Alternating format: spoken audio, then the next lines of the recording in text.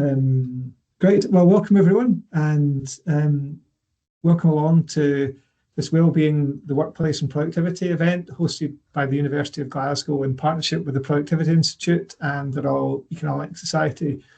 The purpose of tonight's event is to explore the relationship between wellbeing and productivity and to share some insights from research and practice. And we've got a fantastic group of speakers to give us some provocations and then to lead off into a discussion.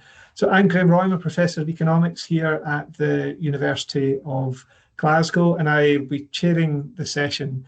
And the way that we'll work, we'll hear some provocations from experts from academia, from the business and industry world, and also from government. And then we'll open up for a Q&A session, and we'll do our best to make sure we'll finish at the time allocated at 7:30. So what we'll do is we'll jump straight into it so that we can get into the discussion as quickly as possible. And we've got four fantastic speakers tonight who will give us some provocation. So later on, you'll hear from Professor Kathleen Reich, a Professor of Organisation Studies here at the University of Glasgow. You'll also hear from Dr. Gary Gillespie, the Chief Economic Advisor to the Scottish Government. And you'll hear from Professor Eugenio Proto, who's the Alex Cairncross Professor of Applied Economics, also from the University of Glasgow. But I'm delighted to welcome Sarah Tiam, Chief Executive of Prosper, to give us the first provocation. So Prosper, formerly known as the Scottish Council for Development Industry, have a very long history in trying to promote the competitiveness and strengthen Scotland's economy since 1931, when it was founded to set up as a non-governmental membership organisation. And it leads lots of work across Scotland, across sectors, to try and boost Scotland's productivity performance, promote economic growth, and create a more successful country by having a more successful economy. And Sarah is passionate about well-being, passionate about productivity, passionate about industry, passionate about business, and the networks that it can exist in Scotland in order to improve outcomes. So Sarah, delighted to welcome you to this online session and to hand over to you first for your thoughts and reflections on productivity and well-being. Thank you very much for the invitation to speak, Graham, and good evening, everybody. Yes, essentially, we're Scotland's Growth Council, as Graham has said.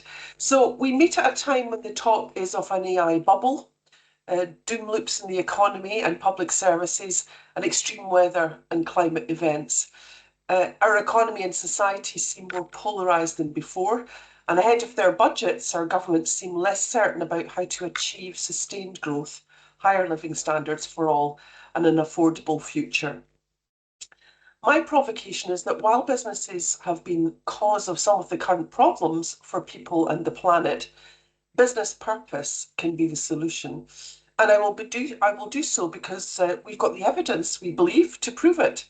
In 2021, Prosper was invited by the Scottish Government to lead the Business Purpose Commission, which would make recommendations for how Scotland could become known at home and globally for nurturing purposeful businesses which make a positive impact on economic prosperity, social well-being, and environmental sustainability. The findings and recommendations are in its report. Now is the time for purpose, putting purpose at the heart of Scottish business. So the Commission's definition of the purpose of a business is to find profitable solutions to the problems of the people and the planet, not to profit from the creating of problems for either. So it presented the business case for purpose and practical actions that businesses supported by the Scottish and UK governments can take. And the report highlighted international evidence of benefits that include customers want to buy from purposeful businesses. 2/3 of people will pay more for socially driven products. And we're seeing that obviously with movements like the B Corp movement, which is celebrating its 10th year this year. People want to work for businesses with a purpose. Around 2/3 of millennials take a company's social and environmental commitments into account when they're deciding where to work. But also we found that businesses are more resilient. 73% of them say a well-defined purpose helps navigate disruption. And businesses are more innovative. Just over half of them prioritising purpose said that they were successful with innovation and transformation efforts versus only just under 20% who aren't really prioritising purpose in their business. And purposeful businesses are also forecast to achieve higher growth, roughly about 10% in the next 15 years. So with that international evidence strong, the Commission also wanted to understand the perspectives of Scottish businesses and public opinion. You know, could Scotland be the home of purposeful business? So we worked with the Fraser of Allender Institute to survey the Scottish business space, which found that over 50% said that businesses should play a purpose-driven role in society, compared to a quarter who said that the purpose of businesses is to maximise profits. We also ran an opinion poll which found that 65% of people in Scotland wanted businesses to find profitable solutions to the problems of people and planet. So as part of the report, we developed various case studies of businesses of different sizes, sectors, and ownership structures. And one of those, Gerba Camper Vans, highlighted that since becoming an employee-owned business in January 2018, they saw an increase of 16% in productivity and 20% in profitability. And these have been driven by a surge in teamwork, absence of employee churn, a real employee commitment to 100% customer satisfaction, added impetus for continual improvement, innovation across the business, and the engagement of customers with their employee ownership model. And indeed, our chair, the incoming chair-elect of Prosper, is just making that move himself in his own business, Bigger Economics, which is moving to being an employee-owned business. So curious to better understand this link between purpose and productivity, and to help more businesses to adopt business purpose, we then teamed up with the Productivity Institute and the University of Glasgow to undertake a follow-up research project to investigate in what ways leaders, managers, and employees could together enact purpose to enhance productivity.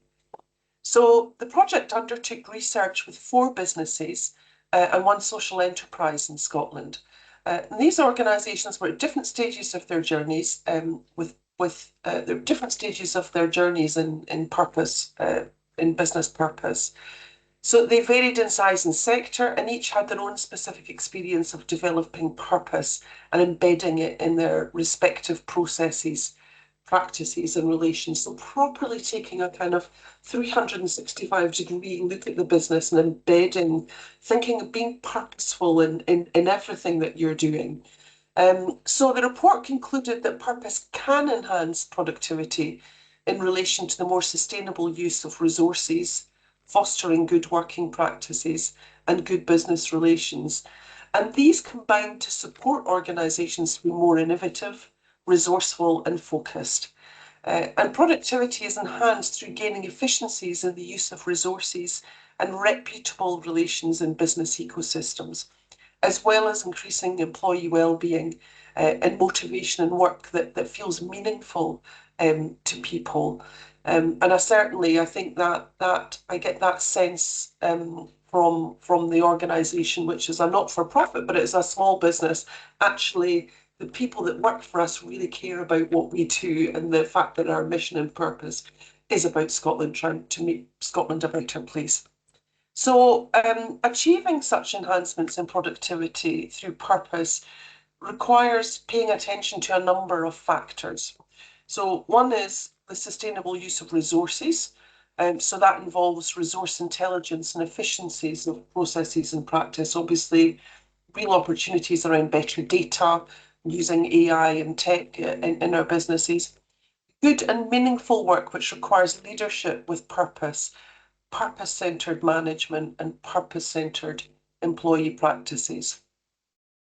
And then those kind of good business relations built on shared values and practices that are based on purposes. And, you know, we see this is new language around all of this, but actually we've seen this in good businesses forever.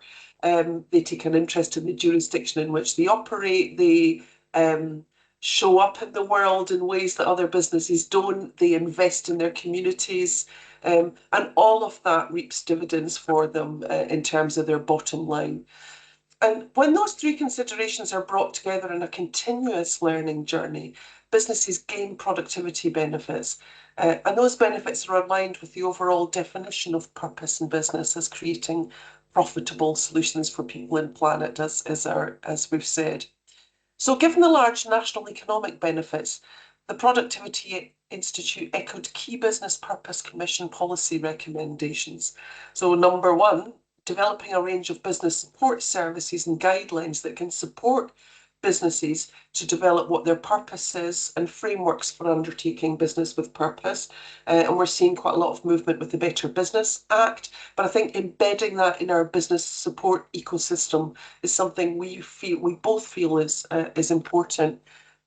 Developing a purpose in business framework, developing leadership courses on leading with purpose, as well as embedding it obviously in business schools and how we're training the business leaders of the future. We also had a fourth recommendation, which was about training for managers to support new ways of working with purpose, really upskilling leaders, particularly in small businesses. It can feel quite hard to find the time, and it can feel like a nice to have rather than something that's really going to improve your business. And then lastly, fifthly, developing purpose productivity measures to be able to begin to track that value. So some might say that the actions of the Trump administration against ESG or the ongoing economic uncertainties mean that business purpose should not be a priority. But business purpose is all about a longer term view. There's a reason family businesses have long lives, because they do take that longer term view. People that make things and build things and grow things and actually their activities are rooted in the land, I think, have a better sense of this. But the evidence of the benefits of business purpose hasn't changed. And the need to find profitable solutions for problems is only going to increase. So the Business Purpose Commission for Scotland's report was genuinely a world first, business-led, government-supported, government-backed initiative, and gathered interest from countries as diverse as Canada, Singapore, and Australia. So the provocation that I leave you with for now is not why haven't our governments done more to implement its recommendations, but how are we in the business world, across the voluntary sector, and in the public sector and in academia going to accelerate action? What are we going to do to make this happen?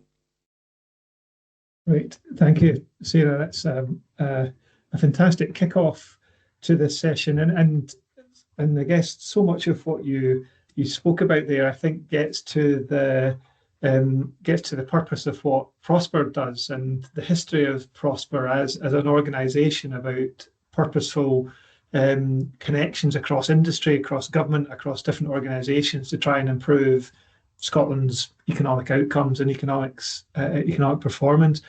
The bit that I was going to maybe ask you about, and it'd be really interesting, I know we'll maybe pick up some of this with other colleagues there, was I thought the fascinating bit at the end where sometimes with a lot of these reports you can have this is the problem and then it ends, but you were starting to get into really quite knotty issues about how do you actually do this? How do you actually turn this around and, strengthening the point? So much of what you were saying was around, I guess, about the role of leadership and management and individuals actually embedding this in their day practice. I mean, I guess that's the bit where it does get quite challenging, doesn't it? Because it's a provocation to people. It's about actually doing more than what you're maybe doing at the moment. Have you got any maybe examples about where that's worked really quite well? I mean, you mentioned big economics, but there are other examples of it where you can really see organizations turning themselves around by really making progress in the purpose that they've created for themselves.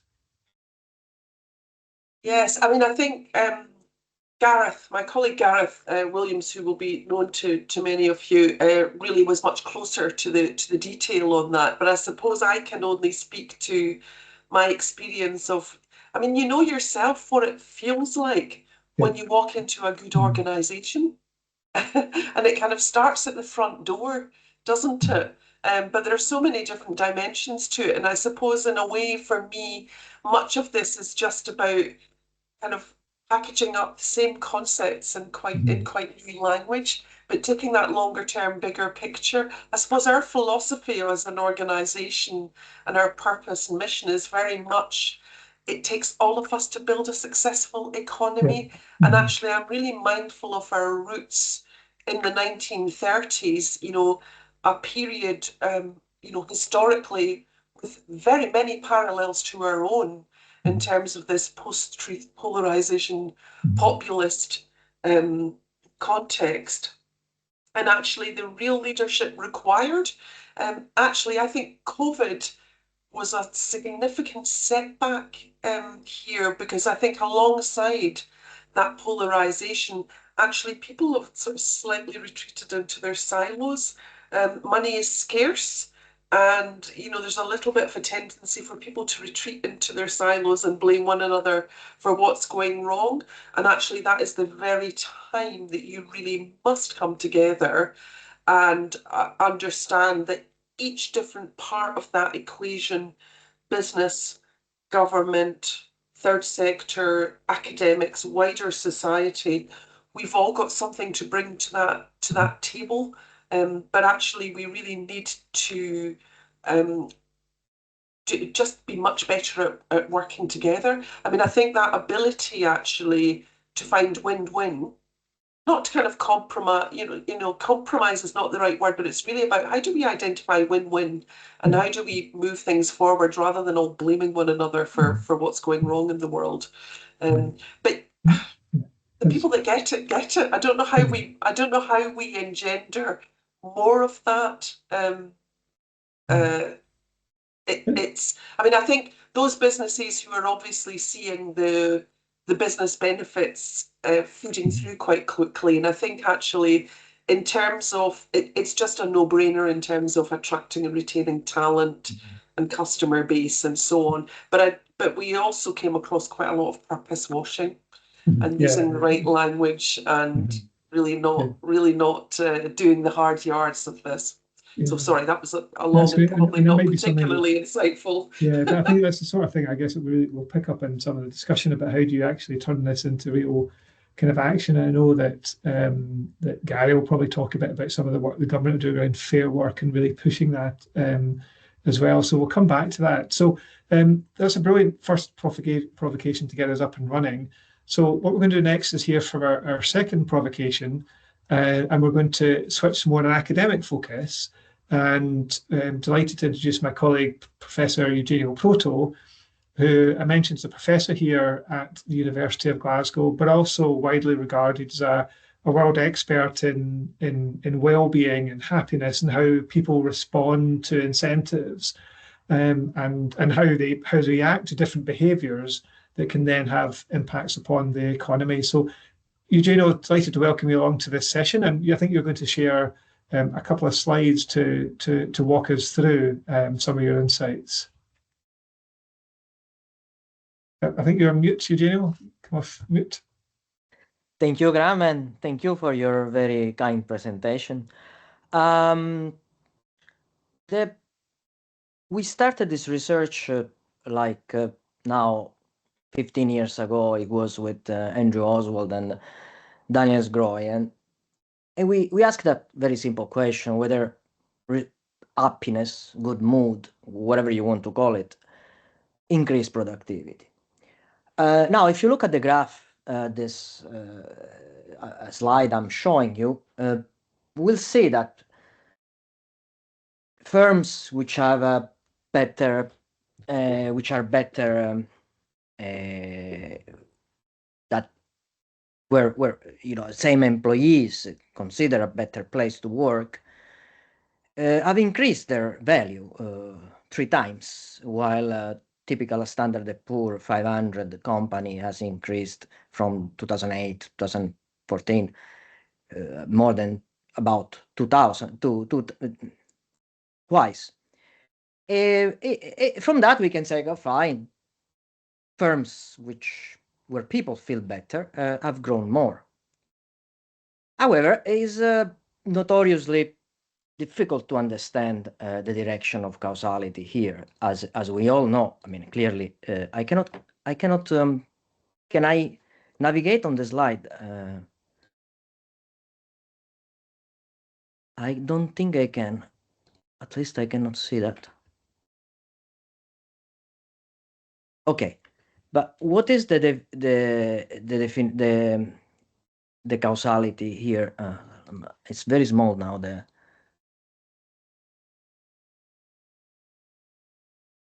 Sorry, here is. So the arrows, if you look just along to the side of that. Yeah, it's a very small arrow. I cannot barely see, unfortunately. I thought it was much faster, easier than that. Can you take it off the presentation? I will talk without, please. Okay, that's fine. So clearly, when you showed graph like the one I've shown you, there's not much to say, because it could be that firms that grow more, they make more profit, they distribute more money to their employees, and employees are happier. Or maybe they're both their mood, their happiness, and their productivity is determined by a third factor. We have no clue. Which one is it? So it's very difficult really to assess a direction of causality from happiness, mood to productivity. At the same time, when we started this research, we were asking psychologists, or we were reading, and the feeling was a bit mixed. Some psychologists actually were saying, making people happy implied they will become more careless, they will become less focused. This sort of objection. They were, psychologists were coming out with these things.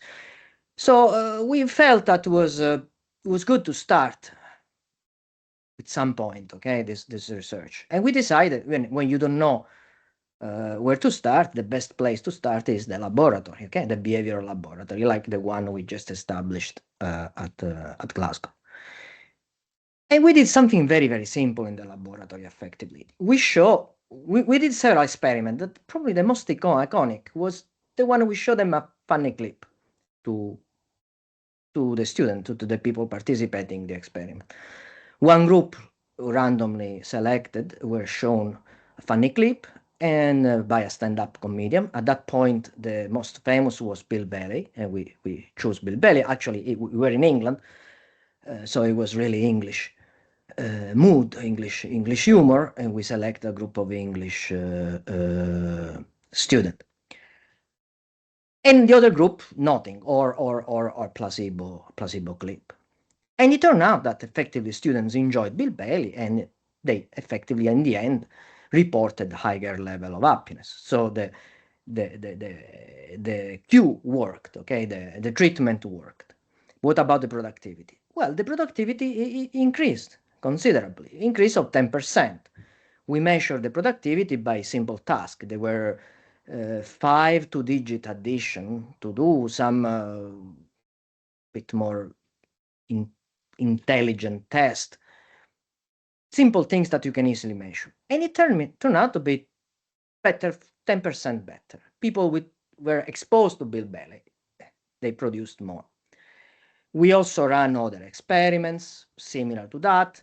Probably this was the most iconic. This is the one I mentioned. We did, and turned out to be.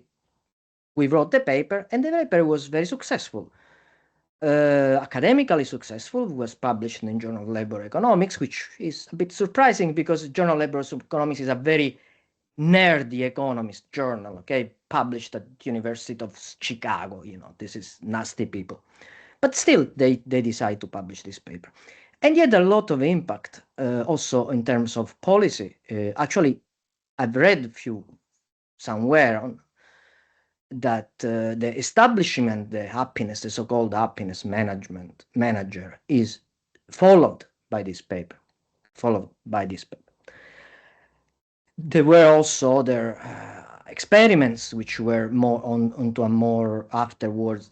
People have done other experiment, a natural experiment, also field experiment in a more realistic setting, in a company with different treatment. They all go on that direction, increasing the mood, increase productivity. Now, to link to Sarah's talk, here I'm talking about hedonic well-being, but people have also tried to understand the link between eudaimonic well-being, which is the sense of purpose Sarah was referring to. And even in this case, people with sense of purpose seem to be more focused and more productive. So everything went on that direction, and this was a paper, an article was published then in 2016. After that, I mean, there was a clear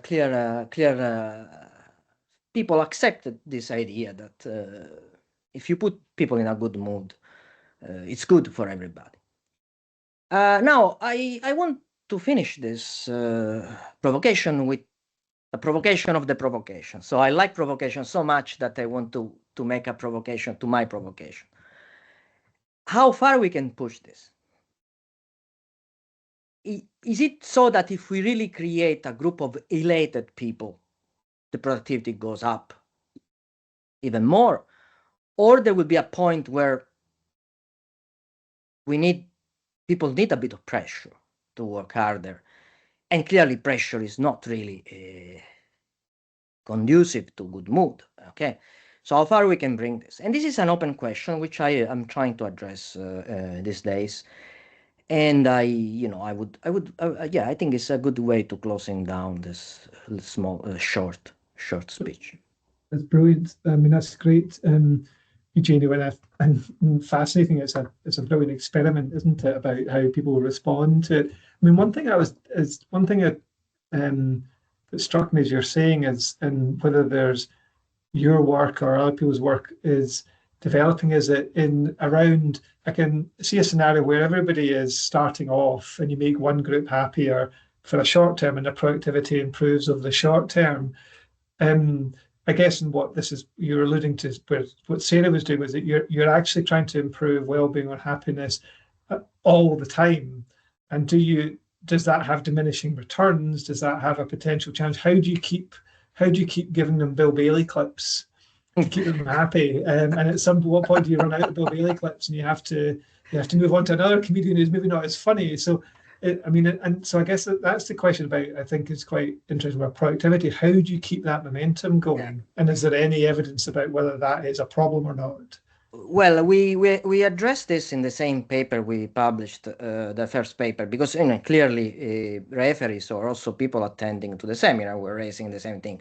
You increase the short-term mood, but what about the long-term happiness? Okay, so we ran another experiment where we asked to the subject at the end of the session if they had a bad life event in the recent 2 years. And the bad life event we said specifically, we mentioned losing a close relative, losing a parent or sibling or a close friend. We were one of these in the last 2-3 years. Now you see, this is in a scientific language can be considered a bit of a random event, because we are talking about students at work, so in a quite high situation, in a socioeconomic situation. So it's not that if there was any loss was due to any economic condition. Okay, we can consider this as a sort of genuine random event. And it turned out to be that people, were not many, of course, and thanks God, were not many, that declared this bad life event, they were effectively less productive. Mm-hmm. So we started to address this already on that paper, clearly. So even the long run productive mood, long run happiness had an effect on that. Yeah, that's absolutely fascinating. Okay, great. Well, so we'll come back, I guess, when we talk about some of the specific policies as well, and get your reflections on how that might impact on happiness and therefore on productivity. So we'll bring our third provocation into it, and I'm delighted to welcome Dr. Gary Gillespie, who is the Scottish Government's Chief Economist, was also in past life an academic at the Fraser Allender Institute, and has been researching and looking at the Scottish economy for a very long time. And Gary leads not just on the economics work, what I'd say the traditional economics work in the government, but also a lot of the work around well-being and the link into how economic outcomes can impact on broader well-being. So I'm delighted to welcome you along, Gary, and hand over to you for your provocation and remarks. Thanks very much, Graham, and it's a pleasure to join you on this session. Great two opening parts. So I'll get Robert to load some slides up, and I'll maybe talk a little bit more, slightly give you some kind of pictures and talk more maybe at the macro level. So my provocation is essentially well-being and economic growth. And I suppose the question is, are the bedfellows? So that's the kind of question. I would argue that they are. You can go back to Adam Smith's theory of moral sentiments about the role of government should be viewed in the context of improving the well-being of citizens. There's always been a strong link. So I would argue well-being, growth, productivity are linked. However, we need a holistic approach, that all policy is economic in its nature.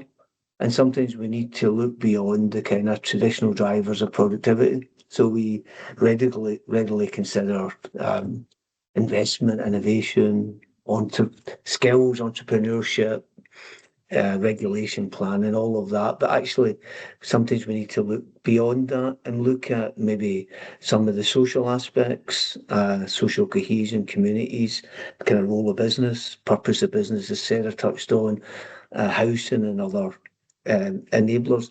But I think coming into this discussion, I think one of the main intersections for people in terms of the economy and well-being is through the labour market and their experience in the labour market, and whether that's a happy experience. As Eugenio said, happiness could drive productivity, or the types of businesses that they're employed by. And what we do know is job quality and workplaces differ, and there's a greater focus now on that link. So I'll maybe give one example about kind of the Fair Work policy within the Scottish Government. Anyway, but I'll cover that as I go through. So Robert, if you just move on to the next slide. I thought I would just start with a wee bit about growth, and a chart about kind of Scottish and UK growth of late. The kind of chart shows just I'll quickly describe the chart, just average growth rates for Scottish and UK economy 2019. That's the kind of the mean line. And basically, the tram lines are essentially just a standard deviation above and below. But the key point, in a sense, is we often thought of growth as within a system. Government strategy was about the trend growth rate of the economy, driven by supply side factors, and essentially trying to get kind of sustainable growth.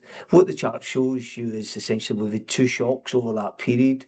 The financial crisis 2008-9 led to a kind of series of other shocks. We see the pandemic shock, which is out with the system, and then the more recent period where we've seen the kind of cost of living, Ukraine and other factors, leading to kind of pretty much slow and muted growth in the economy. And that has led to a range of other factors, which Sarah touched on about budget concerns and doom loops and where will growth come from. But the average growth over that period to 2019 for the UK economy, for both, is about 1.6% or whatever, so over that period.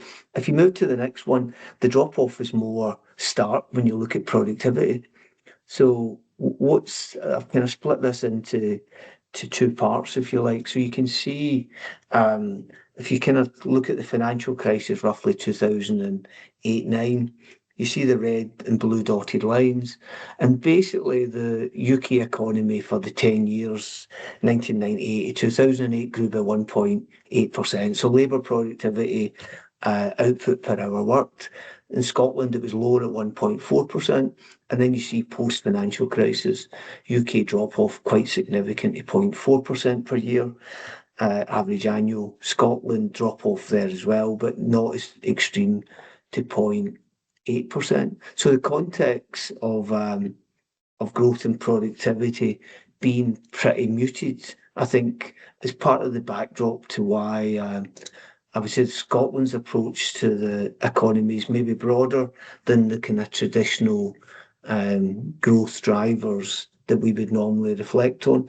If you move on to the next slide, and essentially what we've seen in Scotland is a kind of evolution of the approach to strategy on the economy from being primarily growth driven, but with considerations about who benefits from growth, to much more socioeconomic and environment. And that kind of change is reflected in both the period before the financial downturn, where we had growth, quite sustained growth for a period, was also characterised by higher inequality and poorer outcomes, both in terms of income inequality and across parts of country. So that greater inequality and a recognition that, a bit like productivity, that essentially what Sarah was talking about, kind of purpose around social, environmental and profit coming together. So this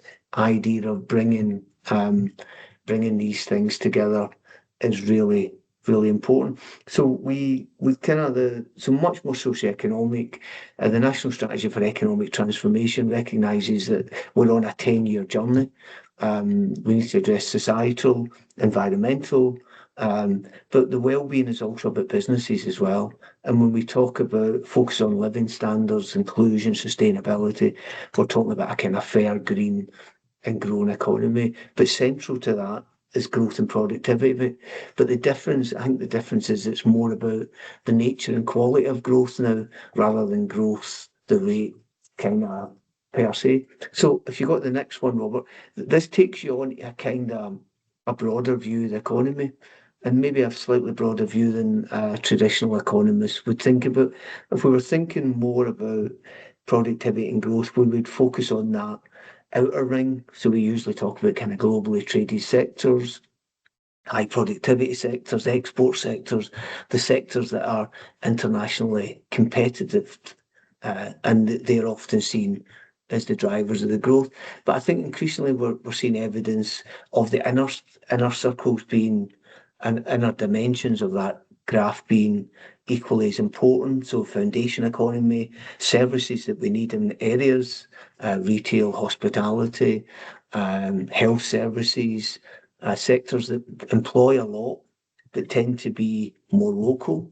The importance of communities, community cohesion, sense of empowerment, the sense of place, and then within what happens within households, and the ability for households and communities to kind of participate fully in the economy. So that's the kind of wider framing, I would argue, that brings growth and well-being together. We've had a go at different measurements of this, using 4 capital approaches: natural, social, human, and economic.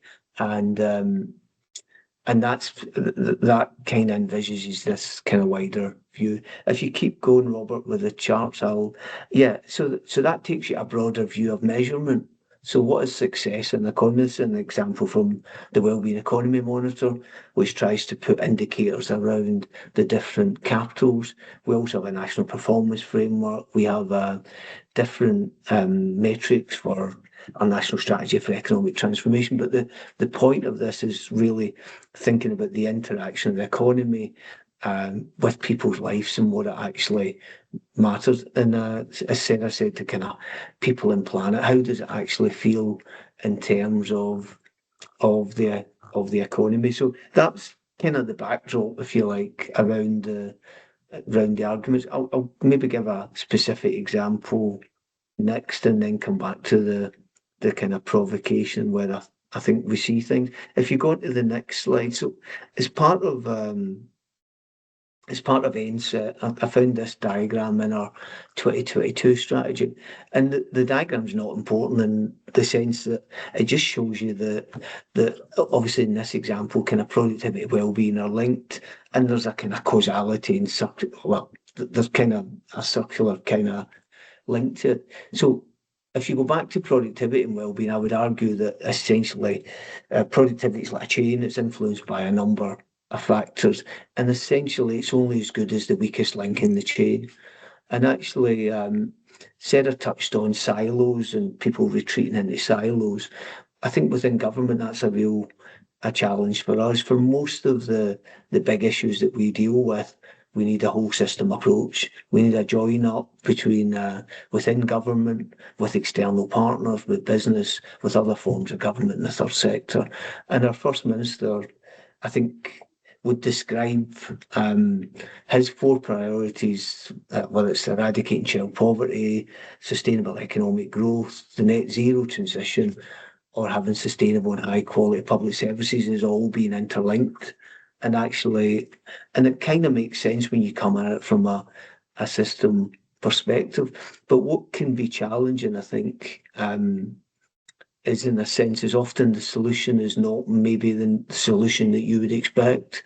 So some of the constraints we might face in the economy, some of the most telling impacts in wellbeing could be housing availability, housing supply, energy costs, some of the constraints for development parts of the country, similarly linked. So it changes how you think about that context. But I'll give an example about kind of fair work, which came, if you go to the next slide, Robert, it'll remind me what I'm going to talk about. Thanks. So fair work was a policy that was introduced around 2015, relating to kind of academic work about the importance both of the workplace, but also the broader dimensions of fair work and what it means to be a fair work nation.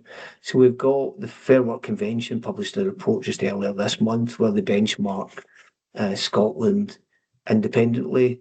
It looks at different dimensions, so opportunity, respect, voice, security, fulfillment, how you're using the skills within your workforce, the different aspects of opportunity that exists for different people and the gaps that exist within that. I appreciate the metrics are quite hard to see, but the point about fair work, and I think this links back to Sarah's the excellent work I was going to call you SCDI Prosper did around the purpose-led business report, is actually a lot of this is about changing culture and norms, and actually linking that, making that change in a way that the businesses in particular see it's within their interest. So what you'll see is this policy's been running 10 years. We've made progress in a number of areas against quite a difficult headwind of multiple shocks to the economy. And against that, we've seen kind of progress, but still notable gaps. If you look at a disability employment gap, if you look at kind of inactivity, which we're going to, and health, which we're going to discuss, and how that's gendered. So I suppose the link for this is back to that wider view of the economy. So to tackle some of this, we've got to kind of go into the inner circles and link them out to the globally traded businesses that Sarah works with, and kind of have that much kind of fuller kind of system. I mean, the Scottish Government, have used various levers in this space. Procurement's one of them, around contracts, real living wage, encouraging businesses to sign up to be kind of fair work. So I think the fair work, purpose-led businesses involved in the community are all kind of interlinked, and really they're trying to get into the workplace and what that actually means. I mean, quality of workplace is key for most people. So let me finish up with my kind of provocation and my final kind of slide. So I think So my provocation is essentially that we have to take a system-wide approach, that the economy is a means to an end, and the interaction of the economy and well-being is really important, as is the impacts on kind of societal well-being and the environment. I think in the context of Scotland, economic conditions have changed. Sarah mentioned the pandemic. I think they've changed certainly how we respond as consumers and businesses has changed. We've seen changes to the labour market, supply chains, how we work, obviously hybrid working, the fact that we can do this. As I mentioned, the National Strategy for Economic Transformation, we're in a period of change in terms of energy transition in Scotland, and also AI, which will ultimately have impacts as well. And we need to think about how those link to investment also. The investment is really important for Scotland, both in the productivity stakes, addressing the issue of kind of weaker business investment, but also the investment opportunities that we've got to kind of reconfigure the industrial landscape. But the final point that's underlined there is really that, to me, competitiveness is everything, but it's also key to well-being. And I think we've got to take that kind of cross-circular approach. So though we're looking at workplaces and well-being, that's kind of one dimension, it's an important dimension, but we've got to really think provocatively. So as I said, Adam Smith famously said in his theory of moral sentiments that government should be viewed in direct proportion to the impact they have on the well-being of their citizens. And of course, from Smith, you can quote 1,000 quotes from all of his work. But I think in the context of where we are just now, we need a kind of broader growth. Is productivity absolutely central, but we've got to look at a kind of broader well-being focus to address some of the challenges that we've got. And I think our next speaker is going to touch on inactivity and health, which is a massive challenge and one that is central to the government as well. But I'll pause there, and I hope I didn't go over my time too much. No, that's perfect. That's perfect. Perfect timing, Gary. And yeah, and it's great. And it's great to see the work their government are doing. I mean, one thing that jumps out, I think, is really interesting is that Sarah, in Sarah's provocation, talked about what business can do and how business might need to think more broadly around well-being, about the health of its workforce, about the broader environmental context. I guess what you're talking about that's quite interesting is that it's almost like saying that the levers that government have or the economy really matter for well-being, but actually the levers that government have for well-being, whether that be health system, whether it be education or housing, are actually really important for the economy. And we need to rethink some of the, health policy is fundamental important to the economic success of our country. It's not just about fixing people when you become ill. It's about actually supporting them from a much earlier stage. I think I guess your provocation isn't just a challenge to the business community, it's a challenge to policymakers too, about how they view their narrow policy areas being something that's fundamental to the economic competitiveness. Yeah, I mean, 100%. I think that join up is really, really key. I mean, all policy is economic, really. And actually, I think I would argue that really strongly, but we're often stuck in, we should be looking at innovation, investment, kind of through the skills through the narrow lens, but everything has an impact on the economy. And the challenge of kind of moving beyond the silos and thinking beyond the immediate impact of your policy is really challenging. And it's more difficult to do in times of kind of fiscal challenge, because as Sarah says, people retreat into their core function. But I mean, we've maybe taken for granted, obviously education policy is massive for the economy, childcare is massive for the economy, transport, we kind of know these things, but often we kind of move. I mean, one of the big focuses at the moment is obviously housing, which is an enabler of people, it's an enabler of communities, a kind of an essential right for people in terms of their quality of life and well-being. So I suppose in a sense it's that wider context. But I wouldn't want to lose the sense that ultimately growth and productivity are absolutely crucial. And I think that balance Sarah talks about between prosperous, productive, profitable businesses is absolutely essential. But we've got great examples. I'm involved with business in the community. Loads of companies do loads of interest and stuff. And I think for me, it's about the norms and changing the norms. And actually the engagement with business is really good. And actually, Sarah's been involved in other work around what does a wellbeing economy type approach mean for business. And actually, it's very similar to what Sarah described. I mean, it's kind of, but it's an interesting issue. But I think the join up, I think as we move into a more fiscally constrained environment, if I put it that way, then that public service reform join up, that kind of dealing with big challenges will need the join up of probably what our next speaker is going to talk about. So that kind of much more system wide join up. But I would argue wellbeing, the fact that we had essentially people, I suppose we've had a cost of living crisis over the last 2 to 3 years, and a kind of dissatisfaction with maybe economic outcomes as a result of that.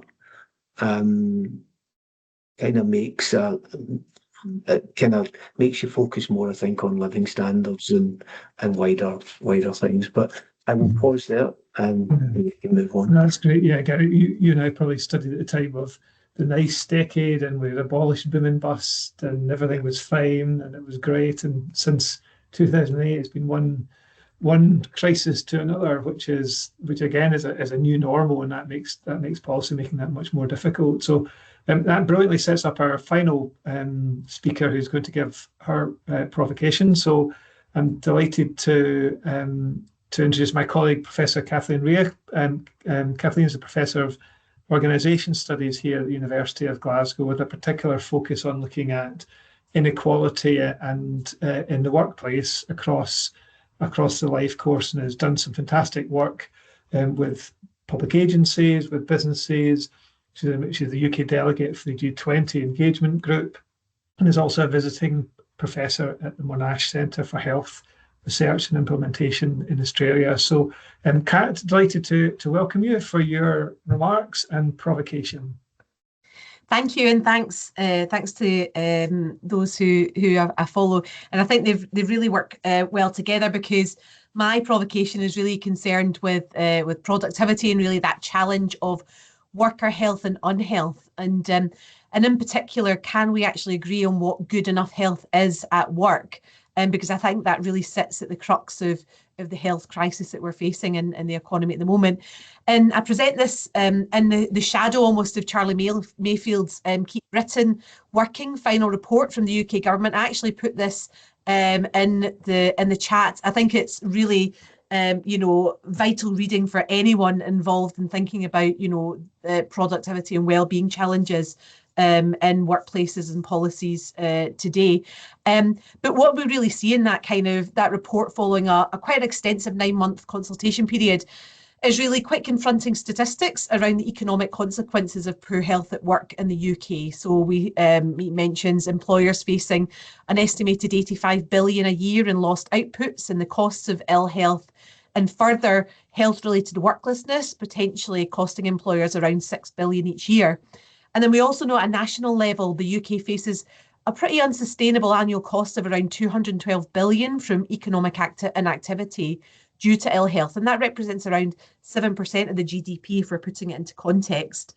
And of course, we know the uneven landscape of ill health at work oscillates around socioeconomic inequalities, gender inequalities, and increasingly ageing inequalities as well. And I think this report really only scratches the surface of those different groups.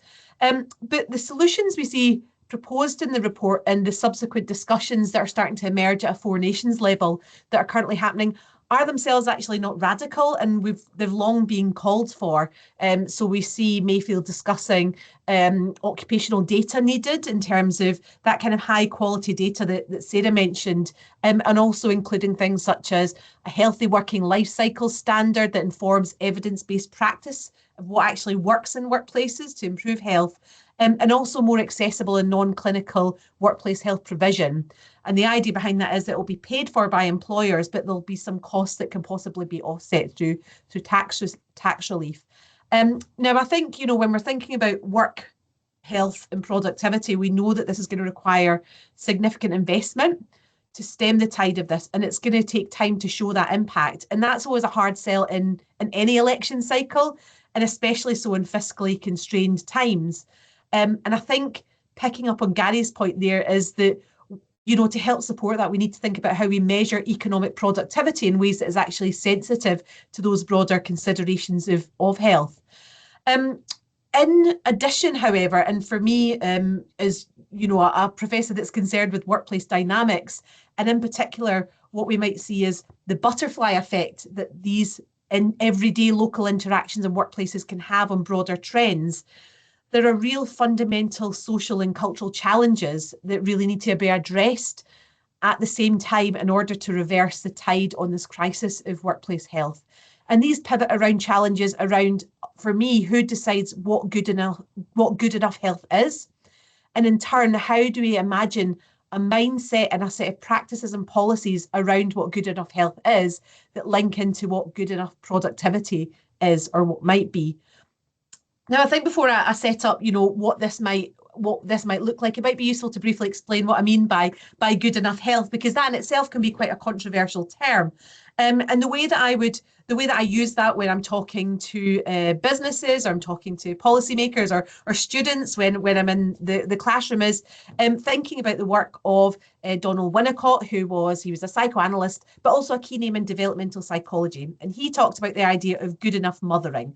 Now, if we suspend the idea of these kind of outdated gender notions, what good enough mothering really means is it refers to the idea of consistent care and emotional support whilst allowing a child to experience manageable frustrations. Now, we can already see the idea of how that we can set that up as an analogy for the working relationship in terms of the consistency of care and support that we provide people with.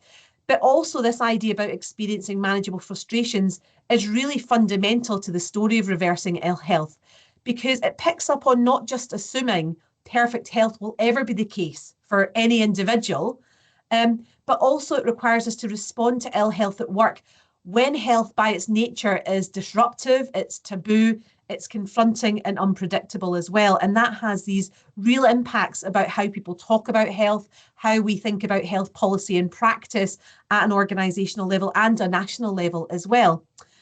Now, this might sound sensible that we're going to start thinking about, good enough health in terms of a productivity challenge. But when you speak to occupational health professionals, when you speak to business leaders and supervisors and line managers who are often in the trenches of managing ill health at work, it speaks directly to a broader culture of fear that when someone discloses a health condition, employers are often hesitant to be curious, for want of a better word, around the possibilities of working through what good enough health might look like. And instead, what we see is high levels of absence, for example, and a difficulty of, someone having good enough health whilst maintaining engagement in the workforce. So how does this idea of good enough health fit into how we think about work and health and that productivity intersection?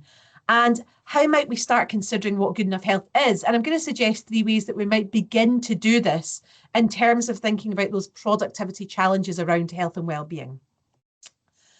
First, and I think central to this, is really confronting what both Sarah and Eugenio spoke about in terms of the real practicalities of lost productivity in terms of workforce health, in terms of what happens in organisations every day in terms of those negotiations. And I think in particular here what we see is the identification of the fifth note. So in old money, we can call it a sick note. And Mayfield's report refers to this as a real pinch point for economic productivity. And it's a correct point of intervention. However, what we really need to address is that that requires a significant cultural move, not only in terms of occupational health within medical training, and that'll take a generation to filter through in terms of our medical health professionals, but also how we consider health professionals as part of a productivity ecosystem, because they don't think of themselves that way. So, you know, if we undertake research with GPs, for example, if we speak to GPs, they do not think of themselves as economic agents. They don't think of themselves as part of the story.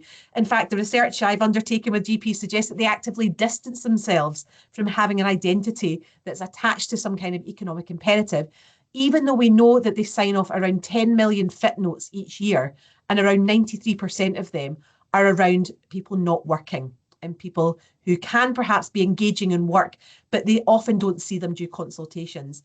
This is not about demonizing GPs in any way, but it's about thinking creatively about how we can start broadening out those stakeholders that are involved in that productivity challenge of economic ill health. Secondly, we need to recognise that the incentives to look after employees' health are situated in a complex terrain of the nature of employee-employer relations and work trajectories. Job quality is central, as Gary mentioned, as is real values-driven businesses, as Sarah referred to. But at the same time, we know there's a rise of precarious work. We know there's a rise of short-term contracts. And these actually mean that relations between employer and employer working together towards good health are quite nebulous. And placing the health of workers in the hands of employers presents in some ways a rather romantic view of a benign and paternalistic employer who has long-term interests in mind. And the temporal element of accumulated poor health, because poor health doesn't happen at one point in time, it's often accumulated over time, over careers, also presents huge challenges. Even the most privileged or economically lucrative of jobs is driven through fractured careers, where employers might have some incentive to look after or repair the bodies of workers they've inherited that were harmed by previous employers, but realistically have very little incentive to future-proof the health of current bodies that they may perceive as being likely to lose in the future. Now, finally, and most significantly, I think there really is a need to think about how we might begin to think about some of those multi-scalar considerations of productivity as a dynamic measure across the life course, and how working trajectories and lives play into this. We know that those who leave the workforce due to ill health, of all those that leave, only about 1% will return within 6 months. So we know that keeping people in work, in whatever capacity, is vital. And early intervention, especially in an ageing workforce, is also really, really fundamental. At the same time, this realistically requires us to dismantle what is quite a sedimented binary that we see in today's workplaces, where either people are either working at full capacity or they're not working. And how we think about that is, you know, a spectrum rather than a dichotomy in the minds of managers is really important. And how we can break away from being productive or unproductive is really still quite firmly set within an imaginary and the workforce and in organisations and workforce systems that govern how people work. So an example of this we can think about is statutory sick pay, for example. A recent charter for Institute of Personal Development, so the leading kind of people management chartered institute, said that 3/4 of human resource professionals agree that statutory sick pay should be payable on a flexible basis, and how that would allow people to claim statutory sick pay in conjunction with wages that support longer term phased returns to work, for example. But we know that this presents significant challenges in both, you know, fiscally, but also practically as well. And of course, this is central to how we think about breaking this boundary between health and non-health, because that also holds implications for productivity as well, in terms of how we measure, what we measure, and how we may inadvertently be disincentivizing work as relative to capacity, not absolute in terms of working or not working. So in sum, I think what we can say is that we can agree with, you know, the Keep Britain Working and Charlie Mayfield's report, because he really does suggest, you know, he says work and health are not easy partners, but they are mutually reinforcing. And I think we can all agree with that. But in taking this seriously as a productivity challenge, we've really got to start asking ourselves, how we decide what this partnership actually means when we think about good enough health as a productivity challenge, and when and under what conditions is work and health a mutually reinforcing element, part of health or harm to people in terms of the current ways people work and experience health, and for whom, given that we know that widespread gender and socioeconomic disparities really impact this. And I think for me that lies at the heart of this provocation, because it's fundamental in terms of how we might think about these deep-seated cultural and organisational norms and practices around work and health really filter into a broader story about how we enable or constrain our productivity ambitions as a country. Great, and thanks, Cameron. That's absolutely brilliant. And it's interesting hearing from you with your expertise about the workplace, some of the things you were touching on about, the employee-employer relationship, which gets into some of the things that Sarah was talking around about, businesses with a purpose, like a meaningful purpose, not just some kind of language that they use that goes behind it. There's a proper relationship there, but also picking up on some of the things that Gary was talking about the system-wide of this, and actually medical professions and policy making in health is a fundamental link through to the economy, which I think is absolutely fascinating. And one thing I was going to ask you, I mean, obviously there's a very live debate at the moment, more broadly within the UK context around disability payments and how that's seen within the policy debate of, well, we need to clamp down on disability payments. We need to get people back into work. But we then see this huge challenges around mental health and around well-being that is leading to increasing number of people, claiming these payments.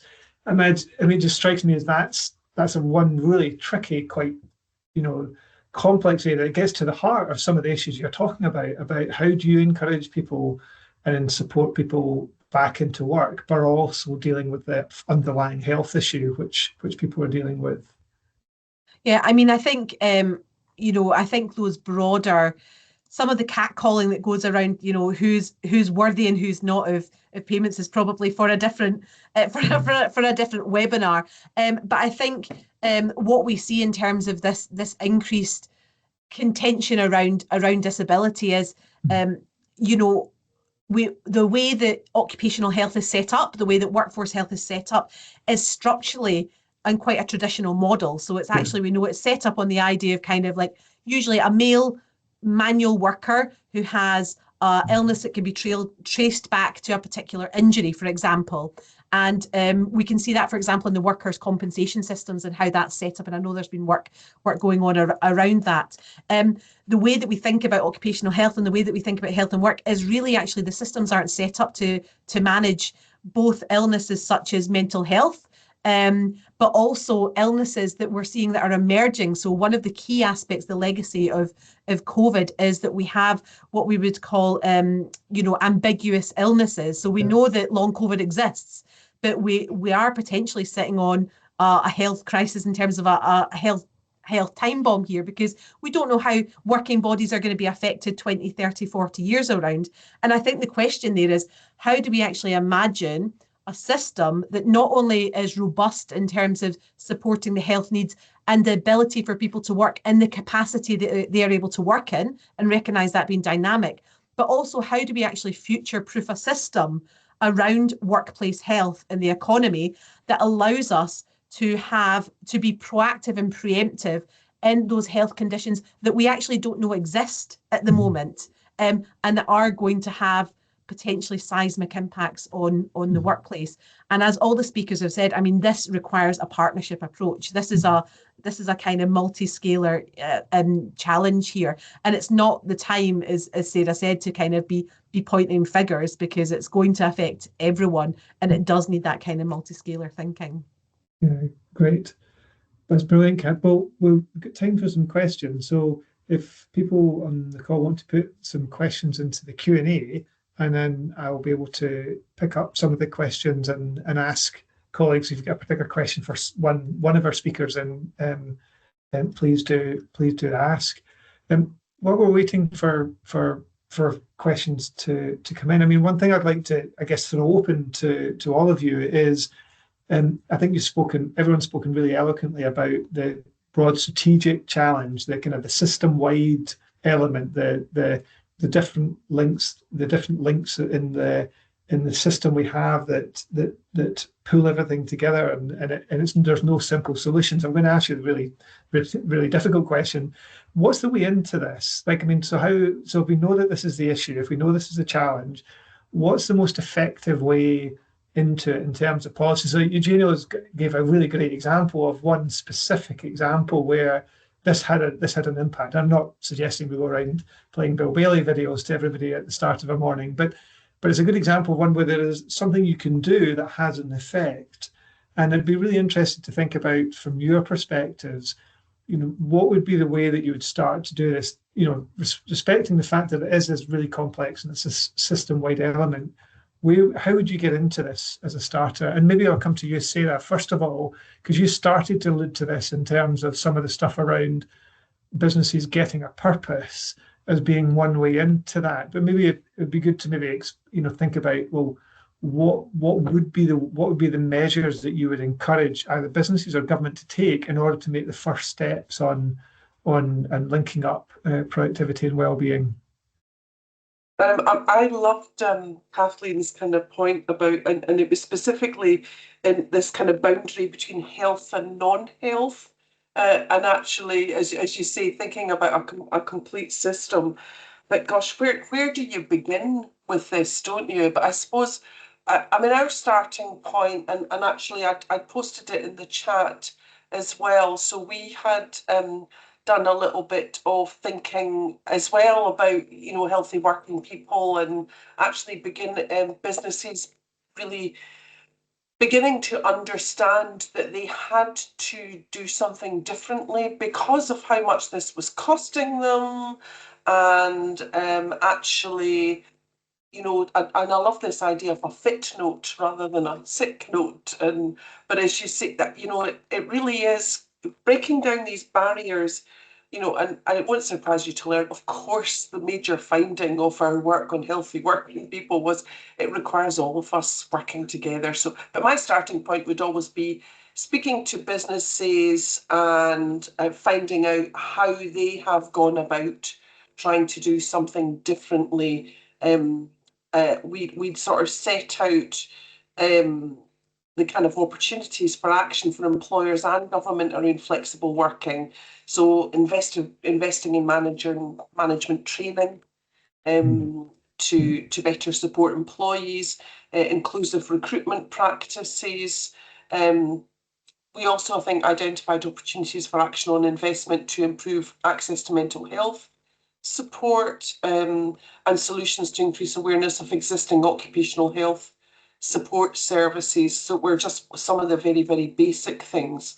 But yeah, I mean, I think what we were just trying to do is to try to get a sense of who was there out there that was actually beginning to try new things and do things differently. But I think businesses have got a much better handle on why this really matters and why they really need to look after their people, and how keeping them engaging in work is actually critical to their health as well. Yeah, and again, something I guess several people have talked about that, the point of individuals and leadership in this, and actually, it comes down to that kind of leadership. And I guess, and Kat, you're talking about, that employer-employee relationship. There's really important leadership there, both on the employer side, but also on the trade union side. And how do you develop that into having that broad view about where things are progressing? I mean, Gary, I was going to maybe flexibility, I guess, is really is absolutely key, isn't it? That's where it works best, really. Yeah. I was going to maybe ask you, Gary, I mean, because I think the fair work stuff that you touched on, I think is really interesting, isn't it? Because it, in a sense, is trying to find a way into this workplace, but it's not trying to do it absolutely for everybody. And saying it's trying to get some core foundations about, what we want to have in our workplaces that have a particular impact upon certain workers in the economy. And again, that's quite interesting as well, isn't it? Because it's more targeted than it might be as just a general discussion about that. I mean, and you mentioned some of the indicators and some of how the indicators are moving around, which I thought was quite fascinating. And I don't know whether there's any more that the government are planning to do in that space to continue to drive the Fair Work agenda. Yeah.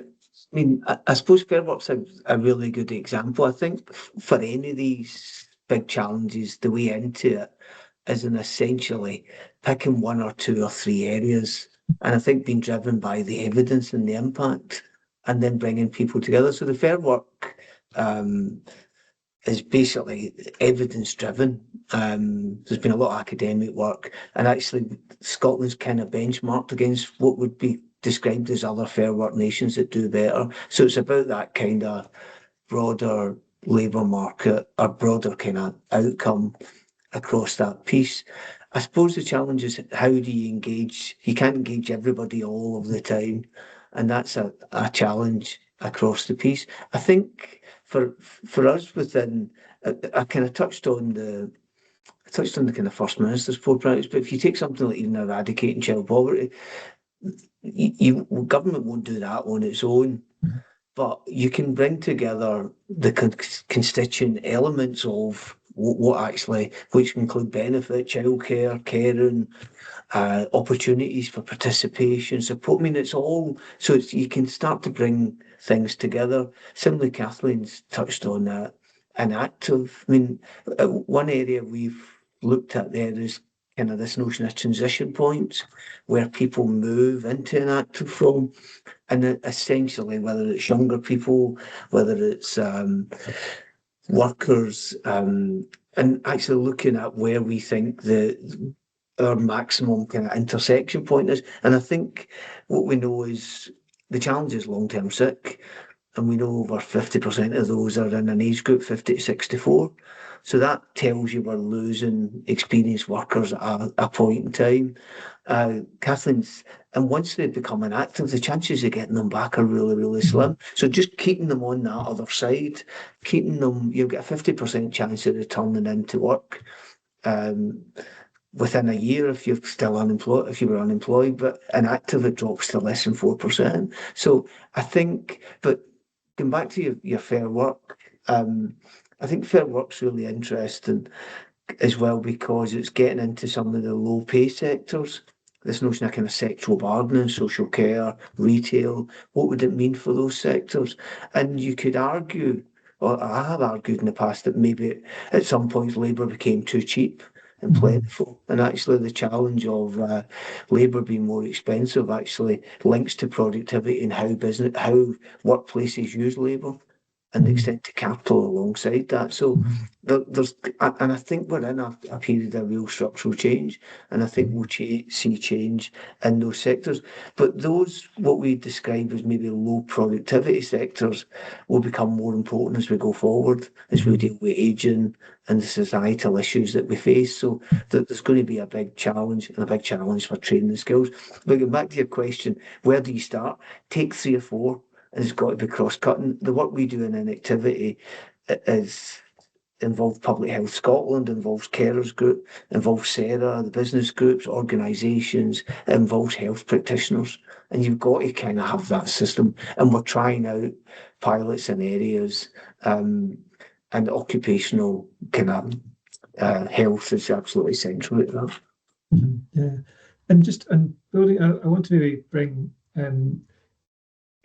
Kat in, because you came on to, there was a point that you mentioned, which I thought was really intriguing, and then you kind of moved on. So I want to bring you back to it, was around how do we measure productivity that is sensitive to health? And I was just quite struck by, again, and I think Gary and Sarah mentioned this as well, about how some of the things that we do is just outdated. And if you think about how we measure productivity, so GVA per hour worked, and I guess it's quite interesting that actually, working an hour might not be the same for each person. The contribution might not be the same, because if this is someone able to work and that has an impact on their well-being, a positive impact on their well-being, engaging with community, engaging with colleagues, that might have quite a dramatic, bigger impact for them than it would do for somebody else. And then, as Gary was saying, we've got low productivity sectors that are measured on a GVA basis, but that might not be the sectors that we value as society. So that was what was going through my head when you said, how do we measure productivity? It'd be really good if you could maybe just expand a bit more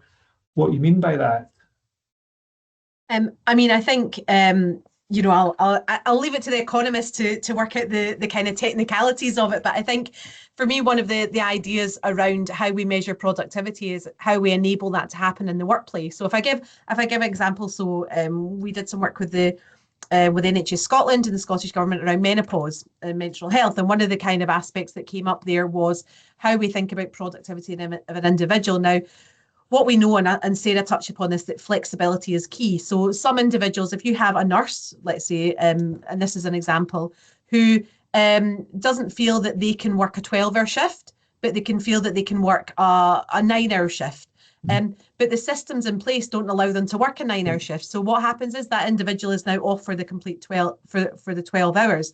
Now that sounds like quite an innocuous example, but if you think that's happening at the scale of the NHS, where we have, 1 in 10 women working for the NHS, and then we think about the ways that we are enabling or constraining that individual's productivity, then something's wrong there. And that's not just wrong in terms of the practice and system, but it's also in terms of what the productivity levels may be in terms of the KPIs of those managers or those individuals in that kind of particular NHS system or in other systems. So I think it's about thinking about these drivers or measures of productivity is not simply coming from economic measures, but coming from what are their impacts, what are their performative, I guess if we get in terms of workplaces, what are their performative impacts on the local policies and practices that often result in a binary between people either working 100% or 0% working. That's really good. And I guess just maybe the final comment, we really good to get your reflection, Eugenia, on that. I guess your provocation of the provocation, and actually, do happier workers lead to greater productivity? And I guess building on what we've heard there, do healthier workers lead to greater productivity? Yes, definitely. But let's also think psychological health, okay? Because we probably didn't talk about. There are studies showing that very simple cognitive therapies can do a lot of to improve people state of mind and then productivity, focus. This is something which is difficult to consider in a private company, but it's an interesting question whether offering this kind of psychological support from professionals can help. Other element that we have to be careful here, and I like the emphasis on sense of purpose Sarah brought in. How can you have sense of purpose in a institution, in an organization that micromanage you? Think about, okay? And micromanagement is a very, very clear and practice happens, especially in big organization. But this is when you have micromanager, you don't have sense of purpose. And when you don't have, and when you don't have a sense of purpose, you're not productive. Okay, if you don't feel, if you don't have control on what's going on. Okay, think about how can you be productive if you don't have any control on what's going on. If you feel that you cannot influence what's going on. These are things that are really important to consider. Now, I was asking maybe a question to Gary. Gary, do you think there is any way for the government to influence this sort of internal, even I don't want to look at communist theory, say, but is there any way the government can influence this internal dynamics, like providing counseling or discouraging micromanagement? Yeah, I mean, I think probably part of the Fair Work agenda is that sense of purpose for individuals within their work, that sense of kind of flexibility, voice. Can you say how you want to work? So I think that whole policy is, I think we're trying to lift the hood a little bit on what goes on in the workplace, and it's an area we've probably traditionally not been in. But as a and that applies to the public sector as well. I think we have the same issues around kind of micromanagement flexibility. What I would say is, I think it's an interesting, the jumping back to Kathleen's stuff about fit enough to work or good enough health. I think COVID and essentially hybrid meant that we people participating who would have notionally been off ill because they wouldn't travel into work, but actually they were well enough to contribute some activity from home. And we seen that as being really positive, but there's a flexibility trade-off there.